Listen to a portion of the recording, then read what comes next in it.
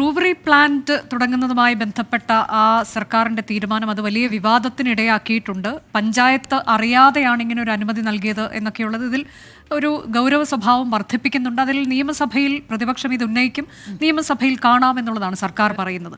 ഇനിയിപ്പോൾ ഈ പഞ്ചായത്തിന്റെ ഭാഗത്തുനിന്ന് ചില തീരുമാനങ്ങൾ ഉണ്ടാകുന്നു. സർക്കാർ തീരുമാനം റദ്ദാക്കണം എന്നാവശ്യപ്പെടാനാണ് പഞ്ചായത്തിന്റെ തീരുമാനം. അടിയന്തര യോഗം ഇന്ന് എലപ്പുള്ളി പഞ്ചായത്തിൽ കൂടുകയുണ്ടായി. മുഖ്യമന്ത്രി ഉൾപ്പെടെ 5 മന്ത്രിമാർക്ക് വിയോജന കുറിപ്പ് നൽകും.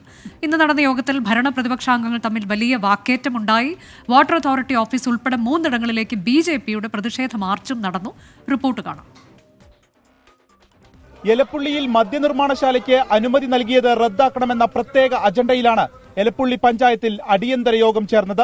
BJP ഈ വിഷയത്തിൽ നൽകിയ അടിയന്തര പ്രമേയ നോട്ടീസിന് പ്രസിഡന്റ് രേവതി ബാബു ആദ്യമേ അനുമതി നിഷേധിച്ചു.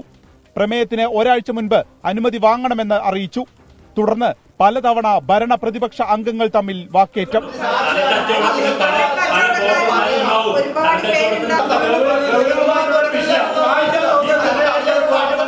മദ്യനിർമ്മാണശാലയ്ക്ക് സ്ഥലം ഏറ്റെടുത്ത് നൽകിയതിൽ കോൺഗ്രസ് അംഗത്തിന് പങ്കുണ്ടെന്ന ആരോപണവും അടിയന്തര യോഗം വിളിച്ചത് എന്തിനെന്ന CPIM അംഗത്തിന്റെ ചോദ്യവും പരസ്പരമുള്ള രൂക്ഷമായ വാക്പോരിൽ കലാശിച്ചു.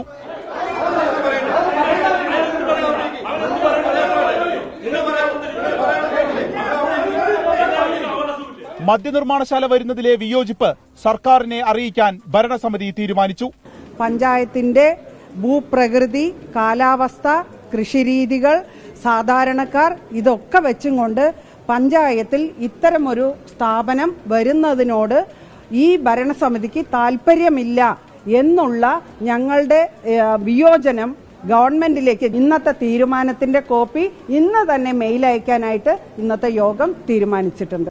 മദ്യനിർമ്മാണശാല വരുന്നതിൽ അനുകൂലിക്കുകയോ പ്രതികൂലിക്കുകയോ ചെയ്യാതെ CPIM അംഗങ്ങൾ ഇതിപ്പോ സർക്കാരിൽ നിന്ന് ഒരു തീരുമാനവും മറ്റും ഒന്നും വരാതെ ഒരു ശൂന്യതയിൽ നിന്നും എടുത്തിട്ടുള്ള ഒരു അജണ്ട പോലെയാണ് ഇന്ന് അജണ്ട വെച്ചിട്ടുള്ളത്.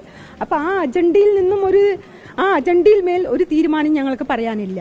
എലപ്പുള്ളി പഞ്ചായത്തിലേക്കും വാട്ടർ അതോറിറ്റി ഓഫീസിലേക്കും ഉൾപ്പെടെ BJP പ്രതിഷേധ മാർച്ച് നടത്തി.